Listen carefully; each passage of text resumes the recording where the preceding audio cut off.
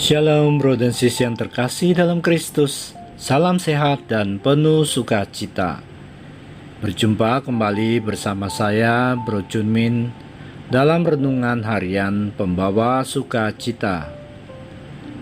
Hari ini Rabu 20 April 2022. Renungan diambil dari Injil Lukas pasal 24 ayat 13 sampai 35.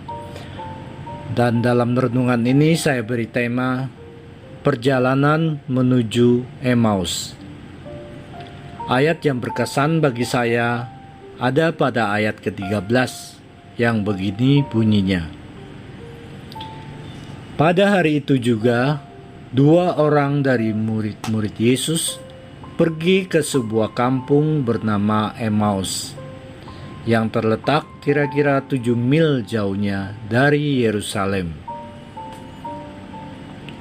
Bro and sis yang terkasih, seperti kedua orang murid yang sedang menempuh perjalanan ke Emmaus, kita pun sedang menempuh sebuah perjalanan dan penjiaraan kehidupan. Sebuah perjalanan tidak selalu lurus dan mulus.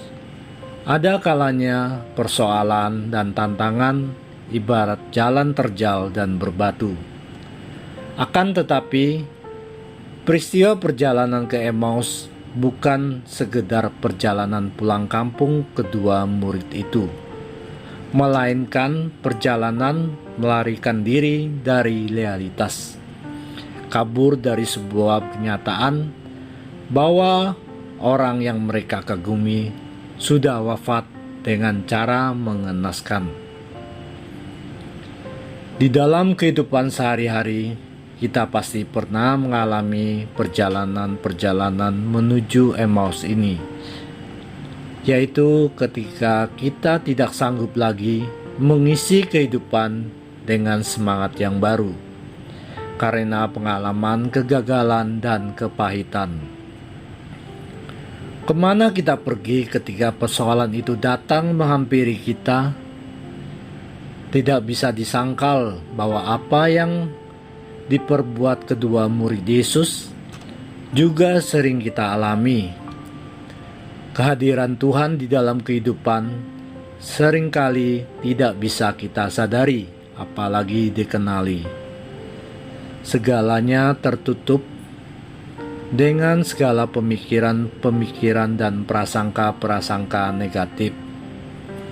Padahal sebenarnya kita tahu bahwa Tuhan Yesus senantiasa hadir dan menyertai setiap langkah perjalanan kita melalui banyak orang dan banyak peristiwa. Maka amat penting bagi kita untuk mau menghentikan langkah sejenak, berhenti dari kesibukan, aktivitas, dan pekerjaan untuk merenungkan dan merefleksi dari kisah perjalanan Emmaus ini. Bro and sis yang terkasih, sedikit sharing dari saya. Pada krisis moneter tahun 1998 membawa dampak yang sangat buruk bagi usaha dagang kami. Waktu itu kami usaha bengkel motor yang melayani penjualan dan perawatan. Akibat dari krisis moneter sehingga terjadi inflasi yang besar-besaran, mengakibatkan kenaikan barang yang sangat tinggi, sehingga usaha dagang kami pun berimbas dengan kemunduran yang drastis. Dari peristiwa itu, kemudian kami mencoba peruntungan lain dengan usaha tambak di Kalimantan. Kami sekeluarga harus pindah dan menetap di sana, memulai sesuatu yang baru. Ternyata usaha tambak di sana juga tidak membawa keberhasilan. Setelah melewati 3 tahun usaha tambak yang tidak membawa hasil yang memadai, dan sekali lagi kami memutuskan untuk pindah kembali ke Cilacap dengan merintis usaha lagi, tentu dari nol.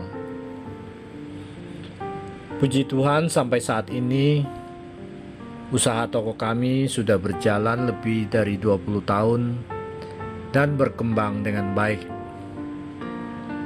Tanpa kami sadari, Tuhan selalu hadir dan menopang dalam setiap perjalanan dan perjuangan hidup kami.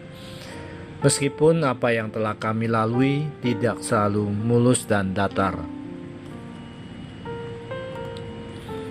Sebagai refleksi, suka duka perjalanan hidup kita pasti seizin dari Tuhan. Maukah kita selalu meminta penyertaan Tuhan untuk menopang dalam setiap langkah perjalanan hidup kita? Marilah kita berdoa. Dalam nama Bapa dan Putra dan Roh Kudus. Amin. Terima kasih Tuhan atas firman-Mu pada hari ini. Tuhan, sertai kami selalu dalam setiap perjalanan dan perjuangan hidup kami, sebab Engkaulah yang hidup dan berkuasa kini dan sepanjang masa. Kemuliaan kepada Bapa dan Putra dan Roh Kudus, seperti pada permulaan, sekarang, selalu, dan sepanjang segala abad. Amin. Dalam nama Bapa dan Putra dan Roh Kudus. Amin. Terima kasih. Berkah dalam.